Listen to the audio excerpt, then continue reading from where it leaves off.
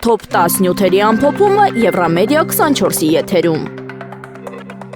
Ամերիկյան հեղինակավոր Bloomberg պարբերականը հայտնել է, որ ԱՄՆ փոխնախագահ Վենսի այցից հետո Հայաստան կարող են ուղարկվել մինչև 13 միլիարդ դոլարի ներդրումներ։ Քննարկումները վերաբերում են էներգետիկային բարձր տեխնոլոգիաներին եւ ենթակառուցվածքներին։ Կառավարությունը դա դիտարկում է որպես տնտեսական անկախության ամրապնդման եւ աշխարհաքաղաքական հավասարակշռության գործոն։ Նշվում է, որ հնարավոր ծրագրերը կարող են ընդգրկել նաև ռազմավարական էներգետիկ նախագծեր եւ թվային ենթակառուցվածքների արդիականացում։ Վերլուծաբանների գնահատմամբ նման ծավալի ներդրումները կարող են էապես փոխել երկրի տնտեսական դինամիկան եւ ուժեղացնել Հայաստանի դիրքերը տարածաշրջանում։ Վարչապետ Նիկոլ Փաշինյանը հրավիրվել է ելույթ ունենալու Լեհաստանի մայրաքաղաք Վարշավայում, Լեհաստանի միջազգային հարաբերությունների ինստիտուտում։ Թեման Հայաստանը եւ նրա խաղաղության ճարտարապետությունը Հարավային Կովկասում։ Ելույթը դիտվում է որպես ուղերձ Բրյուսելին եւ տարածաշրջանի դերակատարներին։ Սպասվում է, որ վարչապետը կանրադառնա նաեւ Հայաստան-Ադրբեջան խաղաղության գործընթացի ընթացքին եւ սահմանային կայունության հարցերին։ Վերլուծաբանների կարծիքով այս հարթակը Երևանին հնարավորություն կտա ամրապնդել իր դիրքավորումը եվրոպական քաղաքական շրջանակներում։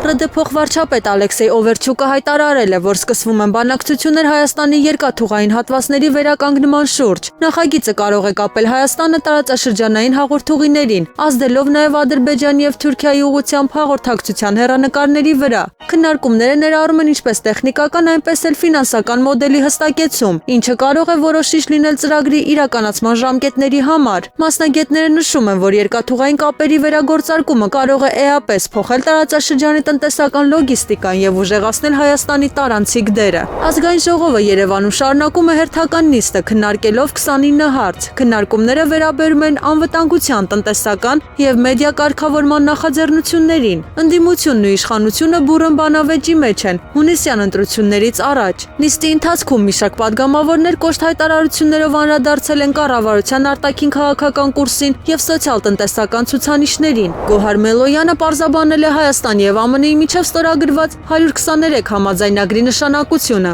Փաստաթուղթը վերաբերում է խաղաղատոմային էներգետիկայի ոլորտում համագործակցությանը եւ կարող է բացել ճանապարհ ամերիկյան տեխնոլոգիաների ներգրավման համար։ Նրա գնահատմամբ սա ոչ միայն էներգետիկ, այլև ռազմավարական փաստաթուղթ է, որը խորացնում է երկկողմ վստահությունը։ Քննարկվում է նաեւ նոր ատոմային հնարավոր կառուցման եւ միջազգային ստանդարտների ներդրման հեռանկարը։ Արտաքին գործերի նախարար Արարատ Միրզոյանը ընդգրկվել է քաղաքացիական պայմանագիր կուսակցության նախընտրական ցուցակում։ Փետրվարի 13-ից մեկնարկում են համամասնական ցուցակի ձևավորման ներքին ընտրությունները, որոնք կտևեն 3 օր։ Այս գործընթացը դիտվում է որպես իշխանության ներսում քաղաքական դասավորությունների կարևոր փուլ, առաջիկա խորհրդարանական ընտրություններից առաջ։ Մարտի 1-ի քրեական վարույթի շրջանակում Հայաստանի հակակոռուպցիոն կոմիտեն քրեական հետապնդում է հարուցել եւս 2 նախկին բարձրաստիճան պաշտոնատար անձանց նկատմամբ։ Քննչական մարմնի հաղորդմամբ խոսքը վերաբերում է 2008 թվականի մարտի 1-ին Երևանում տեղի ունեցած իրադարձություններին, երբ ոստիկանության ստորաբաժանումները հատուկ միջոցների կիրառմամբ ցրել էին Ազատության հրապարակում նստածույց անող խաղաղ ցուցարարներին։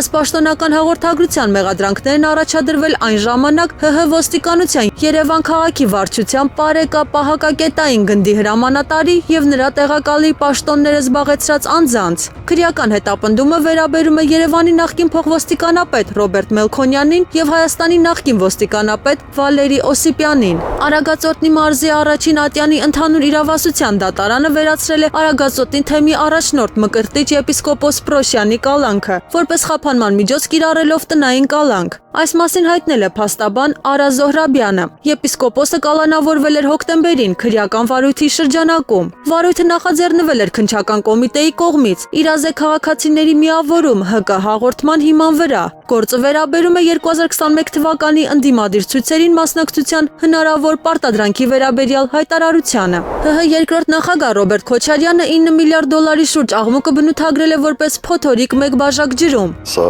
մի փոթորիկ էր բաժակի մեջ։ Նրա խոսքով խոսքը ոչ թե կոնկրետ ներդրման, այլ խաղաղ միջուկային էներգետիկայի ոլորտում բանակցությունների ավարտի մասին երկկողմ հայտարարության է վերաբերում, եւ որևէ երաշխիք չկա, որ Հայաստանում ատոմակայան կկառուցվի։ Քոչարյանը նշել է, որ սա ԱՄՆ-ի տեխնոլոգիաների առաջմղման գործընթաց է, այլ ոչ թե ներդրումային պարտավորություն։ Նախկին նախագահի գնահատմամբ, եթե ծրագիրն իրականանա, այն կարող է վերածվել պետական պարտքի, ծանրաբեռնելով ՀՀ քաղաքացիներին եւ ազդելով էլեկտրաէներգիայի սակագնի վրա։ Նա նաև պնդել է, որ ներկայումս արտերկրում ատոմակայաններ կառուցելու հիմնական փորձ ունի Ռուսաստանը, մինչդեռ ԱՄՆ-ում վերջին նման նախագիծը չափազանց թանկ է արժեցել։ Երևանում սկսել է աշխատանք խաղաղության կամուրջ նախաձեռնության շրջանակում երկկողմ մշակութային եւ հասարակական երկխոսությունը, որին մասնակցում են ինչպես հայկական, այնպես էլ ադրբեջանական քաղաքացիական հասարակության ներկայացուցիչներ։ Միջոցառումը նպատակ ունի խթանել փոխհարաբերությունները եւ կառուցողական համագործակցությունը, անկախ պետական քաղաքական օրակարգերից եւ ներկայացնել նոր հարթակ համատեղ նախաձեռնությունների համար։ Առաջիկա օրերին նախատեսվում են քննարկումներ, հանդիպումներ եւ առաջարկներ, որոնք կարող են բերել վստահության վերականգնման նոր քայլերի ռազմավարական հարաբերությունների զարգացման ուղով։